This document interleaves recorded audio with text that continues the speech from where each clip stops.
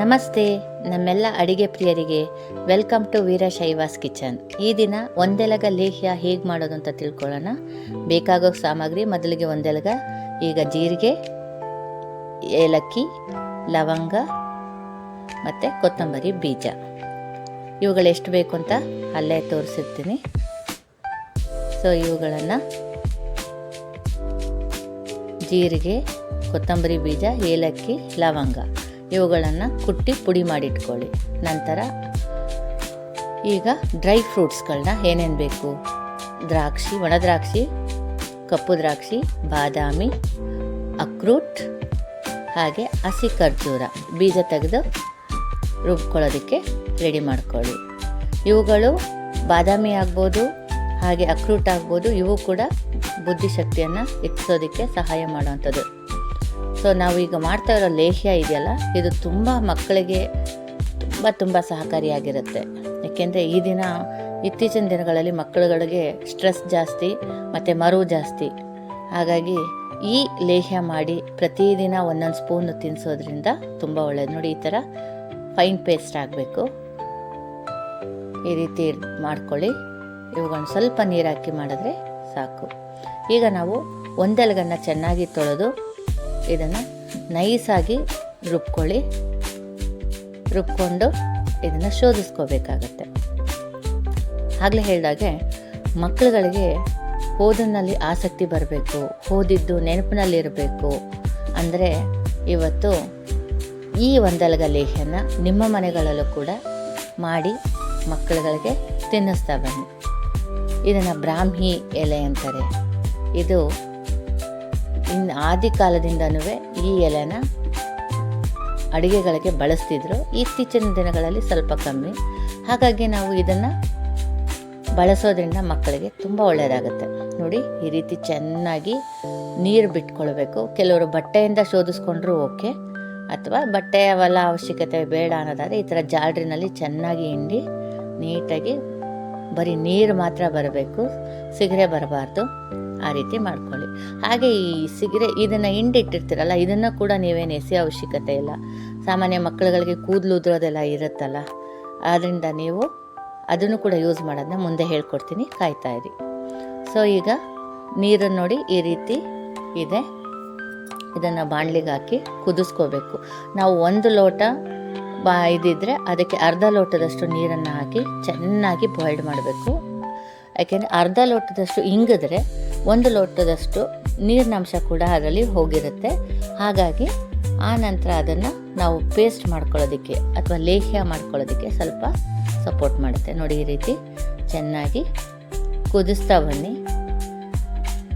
So ಈಗ ಇದು ಚೆನ್ನಾಗಿ ಕುದೀತಿದೆ ಅನ್ನುವಾಗ ನಾವು ಪೇಸ್ಟ್ ಮಾಡಿ ಇಟ್ಕೊಂಡಿರ್ತೀವಲ್ಲ ಡ್ರೈ ಫ್ರೂಟ್ಸ್ದು, ಅದನ್ನು ಇದಕ್ಕೆ ಹಾಕ್ಕೊಳ್ಳೋಣ.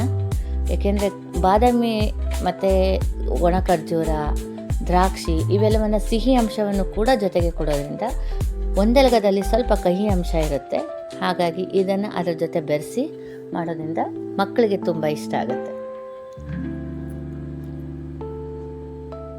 ಈಗ ಇದನ್ನು ಚೆನ್ನಾಗಿ ಮಿಶ್ರಣ ಮಾಡಿ ಕೈಯಾಡಿ. ಆಗಲೇ ಹೇಳಿದೆ ನಿಮಗೆ, ಆ ಹಿಂಡಿದ್ದಂಥ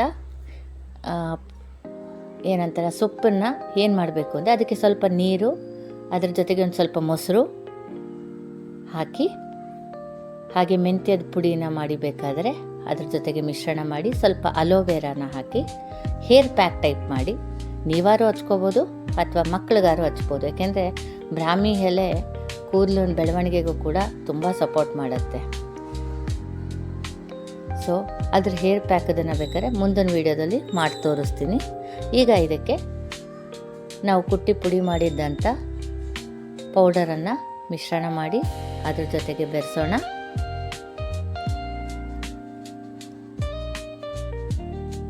ಈಗ ಕುದೀತಾ ಇದೆ. ಈ ಸಮಯದಲ್ಲಿ ಬೆಲ್ಲದ ಪುಡಿ ಹಾಕೋಣ. ಇದು ಒಂದು ನಿಂಬೆಹಣ್ಣಷ್ಟು ದಪ್ಪದಷ್ಟು ಪೌಡ್ರ್ ಮಾಡ್ಕೊಳ್ಳಿ. ಸ್ವಲ್ಪ ಸಿಹಿ ಆಗಿದ್ರೇನಿಲ್ಲ. ಹಾಗೆ ಪಾಕಕ್ಕೋಸ್ಕರ ನಾವು 2 ಸ್ಪೂನು ಸಕ್ಕರೆ ಕೂಡ ಯೂಸ್ ಮಾಡ್ಕೊಳ್ಳೋಣ. ಈಗ ಚೆನ್ನಾಗಿ ಕೈಯಾಡಿ. ಇದು ಹೇಗೆ ಅಂದರೆ ನೀರಿನಂಶ ಹೋಗೋವರೆಗೂ ಚೆನ್ನಾಗಿ ಕೈಯಾಡಬೇಕು. ನೋಡಿ ಈ ರೀತಿ ಬರಬೇಕು. ಹಾಗೆ ಈ ದಿನದ ಮಂತ್ರ, ನಮಗೆ ಬಡತನ ಇದೆ ಅಥವಾ ನಮಗೆ ಐಶ್ವರ್ಯ ಲಭಿಸಬೇಕು ಅಂದರೆ ಈ ಮಂತ್ರನ ನಾವು ಹೇಳೋದ್ರಿಂದ ತುಂಬ ಒಳ್ಳೆಯದಾಗತ್ತೆ. ದರಿದ್ರ ವಿಪ್ರ ಗೇಯ ಶಾಕಂ ಭುಕ್ತೋತ್ವಂ ಶ್ರಿಯಾಂ ದದೌ ಶ್ರೀ ದತ್ತದೇವ ಸಹ ದಾರಿದ್ರ್ಯಾಶ್ರೀ ಪ್ರದೋ ಭವತು. ಈ ಮಂತ್ರ ನಮ್ಮ ಬಡತನ ನಿವಾರಣೆ ಮಾಡೋದಕ್ಕೆ ಸಹಾಯ ಮಾಡುತ್ತದೆ. ಈ ಮಂತ್ರನ ಹೇಳ್ತಾ ಹೋಗಬೇಕು. ಹಾಗೆ ನಾವು ಪ್ರತಿದಿನ ದೀಪ ಹಚ್ಚುವಾಗ ಒಂದು ಮಂತ್ರವನ್ನು ಹೇಳೋದ್ರಿಂದ ತುಂಬ ಒಳ್ಳೆಯದಾಗತ್ತೆ. ನಾವು ಮೌನವಾಗಿ ದೀಪವನ್ನು ಯಾವತ್ತೂ ಹಚ್ಚಬಾರ್ದು. ಮಂತ್ರದ ಜೊತೆ ದೀಪ ಹಚ್ಚೋದ್ರಿಂದ ಅದು ತುಂಬ ಒಳ್ಳೆಯದಾಗತ್ತೆ. ನಾನು ಮುಂದೆ ಮಾಡೋ ರೆಸಿಪಿ ಸಮಯದಲ್ಲಿ ಆ ಮಂತ್ರ ಯಾವುದು ಅಂತ ಹೇಳ್ತೀನಿ. ಸೊ ಈಗ ನೋಡಿ ಈ ರೀತಿ ಆಗಿದೆ. ಇದು ಹಾರಿದ ಮೇಲೆ ಗಟ್ಟಿಯಾಗುತ್ತೆ. ಈಗ ನೀರಿನ ಅಂಶ ಸಂಪೂರ್ಣವಾಗಿ ಹೋಗಿ ಲೇಹ್ಯ ರೆಡಿಯಾಗಿದೆ. ನೋಡಿ, ಹಸಿರು ಬಣ್ಣದಲ್ಲಿದ್ದದ್ದು ಈಗ ಕಪ್ಪು ಬಣ್ಣಕ್ಕೆ ತಿರುಗಿಕೊಂಡಿದೆ. ನಾವು ಚೆನ್ನಾಗಿ ಪಾಕದಲ್ಲಿ ಮಾಡೋದ್ರಿಂದ ಈ ರೀತಿ ಬರುತ್ತೆ. ಇದನ್ನು ನಾವು ಫ್ರಿಡ್ಜ್ನಲ್ಲಿ ಎತ್ತಿಟ್ಕೊಂಡ್ರೆ, ಜಾಸ್ತಿ ಮಾಡಿ ಎತ್ತಿಟ್ಕೊಂಡ್ರೆ, ನೀವು ಒಂದೊಂದೇ ಸ್ಪೂನು ಮನೆಯವರೆಲ್ಲ ಬಳಸೋದಾದರೆ 1 ತಿಂಗಳೊಳಗೆ ಮುಗಿಬೋದು. ಅಥವಾ ಫ್ರಿಡ್ಜಲ್ಲಿ ಇಟ್ಕೊಂಡು ಇದನ್ನು ಆಗಾಗ ಕೊಡ್ತಾ ಹೋಗಿ. ಇದು ಕೊಟ್ಟಮೇಲೆ ಫಸ್ಟ್ ಬೆಳಗಿನ ಹೊಟ್ಟೆಗೇ ಕೊಡಿ ಮಕ್ಕಳಿಗೆ.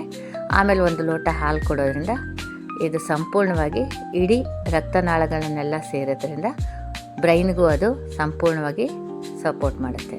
ಈ ರೆಸಿಪಿ ಮನೆಯಲ್ಲಿ ಟ್ರೈ ಮಾಡಿ ಹೇಗಿತ್ತು ಅಂತ ನೀವು ಕಮೆಂಟ್ ಬಾಕ್ಸಲ್ಲಿ ಹಾಕಿ. ಹಾಗೆ ನಿಮ್ಮ ಸ್ನೇಹಿತರಿಗೂ ಕೂಡ ಇದನ್ನು ಶೇರ್ ಮಾಡಿ. ಹಾಗೆ ಮರಿದೇನೆ ಲೈಕ್ ಮಾಡಿ. ಹಾಗೆ ನಿಮಗೆ ಇಷ್ಟವಾದಲ್ಲಿ ಸಂಪೂರ್ಣವಾಗಿ ನಿಮ್ಮ ಪ್ರೋತ್ಸಾಹದೊಂದಿಗೆ ಸಬ್ಸ್ಕ್ರೈಬ್ ಮಾಡಿಕೊಳ್ಳಿ, ಮರಿಬೇಡಿ. ನಿಮ್ಮ ಪ್ರೀತಿ ವಿಶ್ವಾಸ ಹೀಗೆ ಇರಲಿ. ಧನ್ಯವಾದಗಳು.